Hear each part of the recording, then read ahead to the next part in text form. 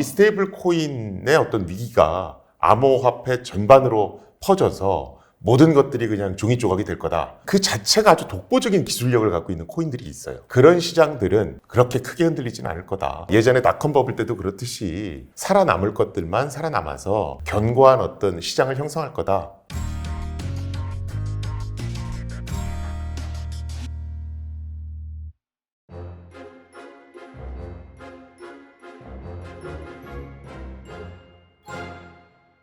고려대학교의 김승주 교수님 모셨습니다. 안녕하세요. 네, 안녕하십니까. 교수님 모시고 최근에 또 이게 급변하고 있는 이 암호화폐 시장 플러스 NFT, 요즘 좀 사건도 많죠? 그래서 그 부분에 대해서 한번 짚어보는 시간을 갖도록 하겠습니다. 사실 이 가상자산, 암호화폐 같은 말이긴 하죠. 이 시장을 논하기 위해서는 최근에 터진 사건에 대해서 한번 꼭 짚고 넘어갈 필요가 있을 것 같아요. 테라 루나 사건이죠. 여기에 대한 좀 시장의 시선이 심상치가 않은데, 이런 걸 통해서 보니까 약간 스테이블 코인에 대한 그런 근본적인 문제가 있지 않느냐, 그런 얘기로 나오고 있는 것 같습니다. 사실 스테이블 코인의 원조라고 한다면 테더를 또 빼놓을 수 없을 것 같긴 한데요. 테더도 역시 약간 예치 자산에 대한 불확실성이 과거부터 꾸준히 좀 부각을 받아왔었잖아요. 그런 상황에서 이 테더에 약간 좀 붕괴될 수 있지 않을까, 이런 우려의 시선도 있는 것 같아요. 여기에 대해서 어떻게 생각하시나요? 엄밀히 말하면 이제 테라 루나와 테더는 조금 다르죠. 하나는 이제 알고리즘 스테이블 코인이고, 테더는 이제 스테이블 코인이고. 네. 그런데 이 어떤 테라 루나가 있기 전부터도 스테이블 코인은 규제해야 되는 거 아니냐, 이런 얘기들은 사실은 있었습니다. 왜 그러냐면 코인을 발행하면서 어떤 담보물을 이제 예치하게 되니까 이 코인에 문제가 생기면 현실 경제에도 영향을 미치게 되거든요. 그렇죠. 그래서 어떤 안전장치가 다른 코인보다도 더 필요한 게 아니냐, 이런 얘기는 나오고 있었고요. 그런데 이제 테라 루나가 불을 지폈다, 이렇게 보시면 될 것 같습니다. 그래서 전반적으로 스테이블 코인은 우선적으로 규제 대상이 될 것 같다.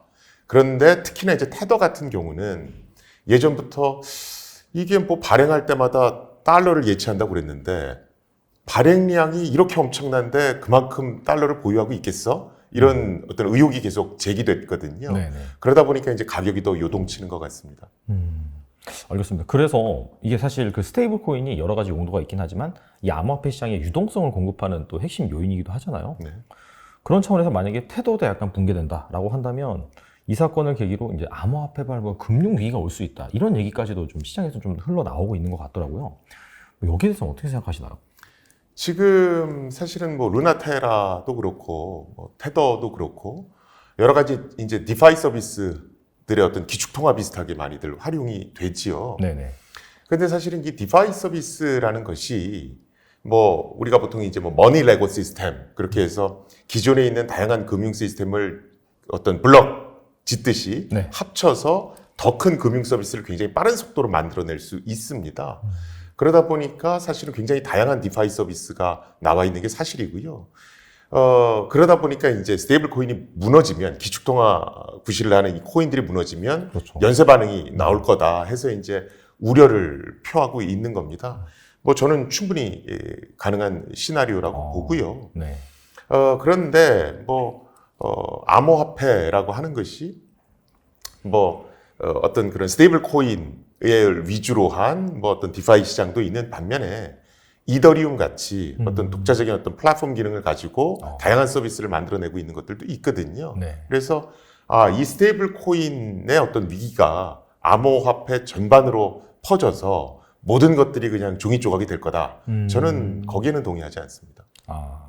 그러니까 확실히 기능성이 좀 다른 그런 그렇죠. 영역이기 때문에 이더리움 기반의 NFT라든지 그 인프라 위에 올라가는 다양한 D앱들 같은 경우에는 상관없이 잘 돌아갈 수 있다, 그렇게 이제 그렇죠. 이해할 수 그러니까 저는 코인 보실 때 실제로 이제 이더리움이나 네. 알고랜드 아니면 에이다 이런 코인 같이 네. 그 자체가 아주 독보적인 기술력을 갖고 있는 코인들이 있어요. 이건 이런 기술은 정말 대단한데 이렇게 전문가들이 얘기할 정도로. 그런데 이렇게 독보적인 기술을 가진 코인 외에 그냥 어떤 스테이블 코인을 바탕으로 해서 어떤 다양한 금융 상품을 그냥 얹은 것들이 있어요. 이건 기존의 이제 금융 상품들을 그대로 가상자산 시장으로 옮겨 놓은 거죠. 그런데 이제 우려를 표하는 건 루나테라 사태에서 보듯이 이 금융상품이라고 만든 것이 너무 조잡하다. 이게 문제가 생겼을 때 안전장치가 하나도 없다. 뭐 이런 얘기들이거든요. 네. 근데 그런 시장 말고도 그냥 코인이 자체적으로 어떤 특별한 기술력을 갖고 있어서 그걸 이용해서 다양한 또 응용 분야를 만들어내는 그런 코인들이 있거든요. 뭐 대표적인 게 뭐 이더리움은 자체적으로 스마트 컨트랙트를 가지고 있고 네. 그 기능을 활용해서 뭐 다오라든가 뭐 여러 가지 어떤 응용 분야들을 창출해낼 수 있잖아요. 그래서 그런 시장들은 그렇게 크게 흔들리지는 않을 거다. 뭐 전 그렇게 보고 있습니다. 알겠습니다. 뭐 일단 테라 루나 뭐 시작으로 해서 스테이블 코인의 약간 정체성이라든지 입지 이 부분에서 말씀을 드리고 있는데 추가적으로 최근에 이제 테라 루나가 실패를 하면서 테라 2.0이라는 게 또 이제 출시를 한다라고 이제 나왔어요. 그래서 이 부분에 대해서 뭐 성공 가능성 그런 부분에 대한 얘기도 나오고 있는데 어떻게 보시나요, 이 부분은? 일단 뭐 테라 2.0에 대해서 뭐 공개된 게 없죠. 그냥 한다고만 나오는 그렇죠. 그리고 뭐 상황이고. 에어드랍해서 뭐 코인을 네네. 뿌린 거고 실제로 내부 고발 중에는 테라 2.0이 뭐 달라진 게 하나도 없다. 뭐 이런 얘기도 있고요. 네. 그래서 저는 뭐 테라 2.0에 대해서 그렇게 뭐 긍정적으로 보고 있지는 않습니다.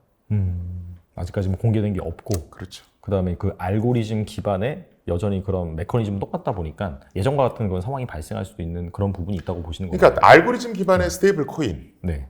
그러니까 알고리즘 기반의 스테이블 코인이 과연 가능한 것인가 이런 것에 대해서는 전문가의 얘기들이 꽤 있었고 뭐 작년에는 논문도 발표됐었어요. 그래서 알고리즘 스테이블 코인이라고 하는 건 담보물이 없이 네. 코인 2개를 연동시켜서 시장의 유통량을 통제하겠다는 얘기거든요.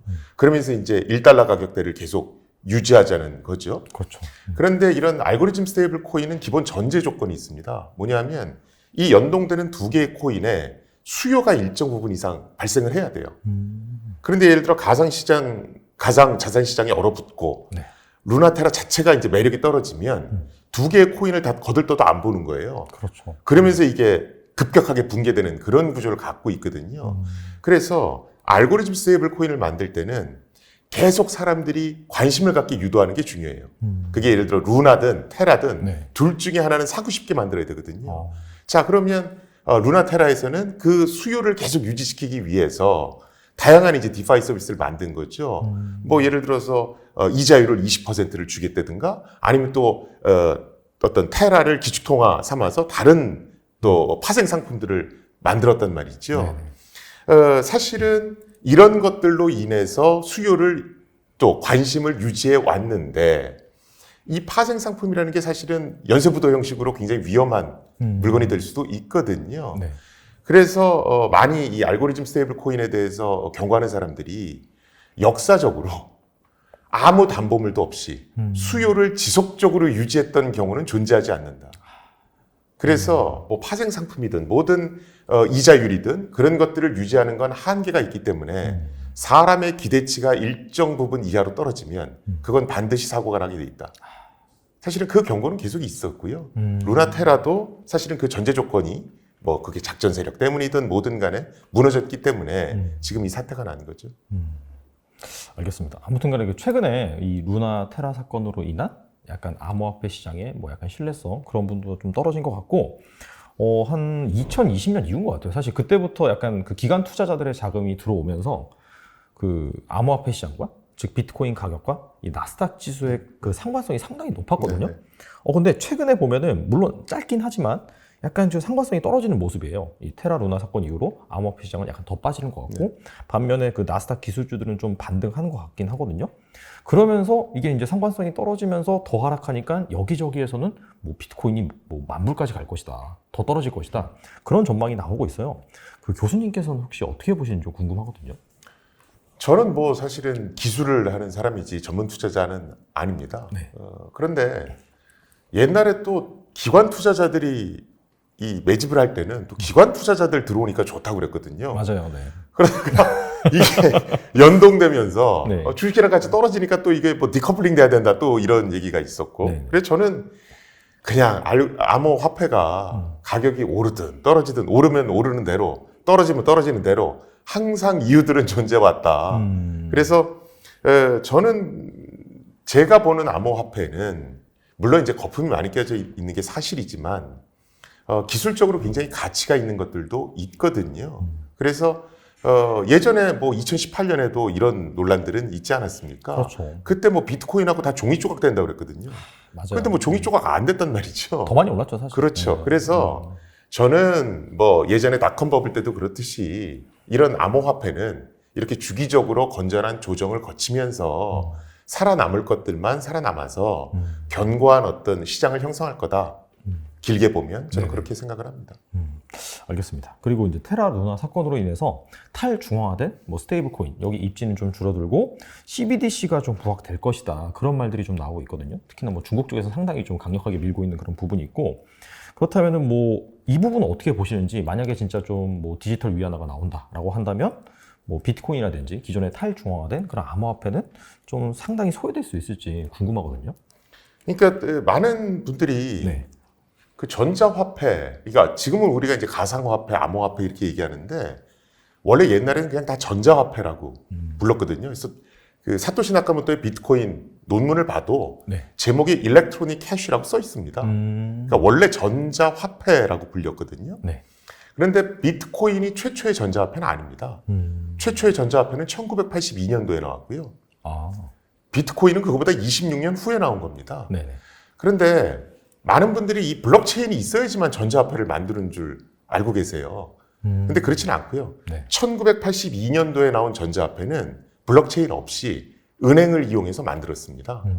그러다가 이제 비트코인이 네. 은행을 빼버리고 그 그렇죠. 자리에 이제 블록체인을 이용해서 만든 거예요. 그래서 기본적으로 우리가 전자화폐를 만들 때는 1982년도 모델 같이 중앙 집중형으로 만들 수도 있고 비트코인 같이 탈중앙형으로 만들 수도 있습니다. 근데 이제 많은 분들이 잘못 알고 계신 게 CBDC에 대해서 이게 뭐 블록체인을 이용해서 만든 거 아닌가요? 뭐 이렇게들 알고 계세요. 근데 그건 아니고요. CBDC는 말 그대로 정부가 발행하는 디지털 화폐죠. 그런데 이 CBDC는 중앙 집중형으로 만들 수도 있고 블록체인을 이용해서 탈중앙형으로 만들 수도 있습니다. 그런데 굳이 블록체인을 이용 안 하려고 그러죠. 돈만 많이 드니까. 그래서 중앙 집중형으로 만드는 게 효과적이고 많은 나라들이 그렇게 하고 있고요. 중국의 디지털 위안화도 중앙 집중형 모델로 만들어져 있습니다. 그러니까 1982년도 네. 모델 비슷하게 만들어져 있다는 거죠. 그런데 이제 결정적인 차이가 있습니다. 뭐냐면 비트코인이나 이더리움 같은 경우에는 익명성을 제공해요. 그래서 어디서 누가 얼마를 썼는지 추적이 안 되는 거죠. 현금하고 똑같은 거죠. 네. 그런데 중국의 디지털 위안화나 대부분의 CBDC의 경우에는 익명성을 제한합니다. 그래서 중국 인민은행 홈페이지에 가서 보시더라도 네. 정부가 원할 때는 언제든 추적할 수 있습니다.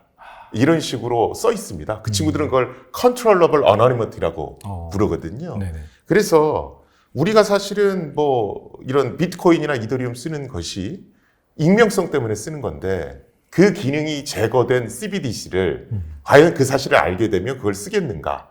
뭐 신용카드 쓰는 거나 계좌이체 하는 거하고 똑같으니까요. 그래서 저는 CBDC가 나온다 하더라도 기존의 비트코인이나 이더리움의 그 익명성 기능을 갖는 그 시장은 어느 정도 보존이 될 거다. 저는 그렇게 생각을 합니다.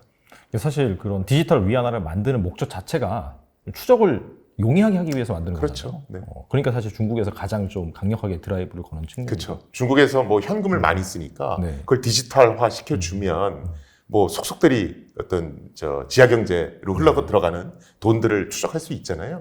그러니까 이제 좋아하는 거죠. 사실 뭐 결이 다른 자산이다 그렇게 봐도 될 것 같아요. 전 그렇게 보고 있습니다. 알겠습니다.